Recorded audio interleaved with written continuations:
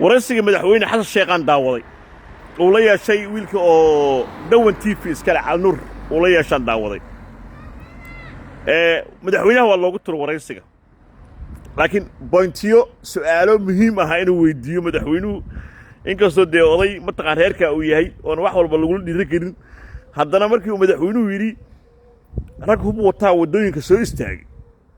markii uu farmaajo xil ka dhamaadayba annagoo hub wadana soo wadooyinka ma istaagno madaxweynuhu hogaaminay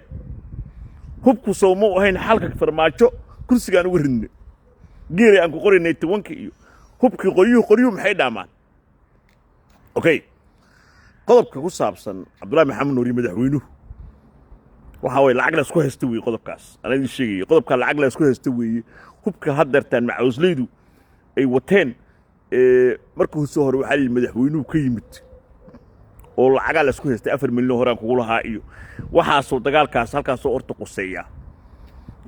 agoon yarnimada iyo waxyaabahaas gooni ha ahaato laakiin madaxweynuhu iyo Cabdullaahi Maxamed Nuur arrimaha ka dhaxeeya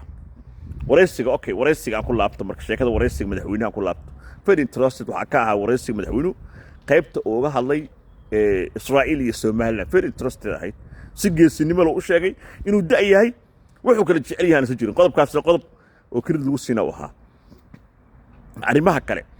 waraysiga madaxweynaha inta ku jiray sheekooyinka la yaab kale aniga aan arkay waxa kamid ahaa inuu yiri madaxweynuhu qodob uu soo qaatay qodobkaas wuxuu dhahay doorashooyinka dawladda kuma shaqo leh guddiga doorashada ku shaqo leh oo shaacid doona xilliga iyo nidaamka iyo halkayta isla saakay wasaaradda arrimaha gudaha ay waxay shaacisay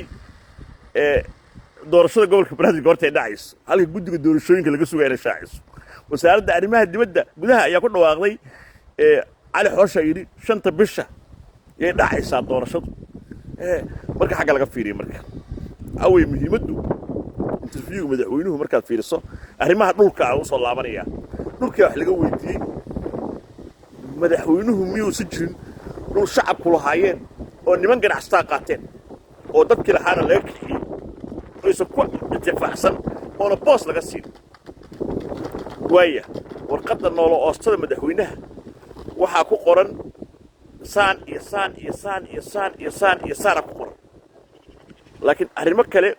oo mataqaana halkii aan ahayn meesha lacag baa ka soo dhex baxday tusaale ahaan warshada dhiigga dhulku yiilo dhan nin baa iska qaatay dadkii lahaana waa laga xoogay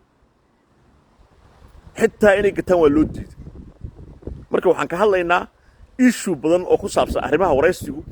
madaxweynuhu waa loogu turay hadda kadib markay laba nin oo xiraab is waraysanayaan oo abgaar is waraysanayaan oo is waraysanayaan laba nin oo budulooda oo wax isla cadda markay is waraysanayaan waraysiga xooga xiisaha loo yeelo si dadka su'aalaha ay qabaan taariikhka sakaltu waa jaaris fiican dadka su'aalahooda si mataqaan looga jawaabo wadaar cali soo dhahaya saas si bada ku jaa